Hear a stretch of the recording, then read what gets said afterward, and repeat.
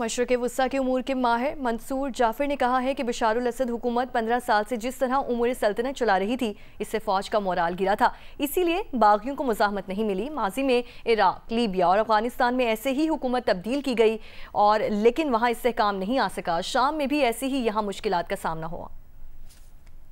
वहाँ पे यकीनों में मुज़ाहमत इस हवाले से देखने को नहीं मिली क्योंकि इस वक्त तकरीबन 15 बरस से जो बशारुल असद साहब की एक रजीम मुतलकन अंदाज में अपने अमूर सल्तनत चला रही थी, उससे जो फौज का मोराल है वो बहुत हद तक गिर चुका था। और इसी तरीके से शाम के अंदर ख़ास तौर पे ईरान की और उसके बाद हिज़्बुल्लाह के हवाले से जो एक्टिविटीज़ थी, उसकी वजह से शामी अवाम जो हैं वो एक परेशानी के शिकार थे और ख़ास तौर पे उसके नतीजे में जो उनकी मईशत और उनका जो एक सियासी पॉलिटिकल सेटअप है वो बिल्कुल कोलैप्स का शिकार हो गया था।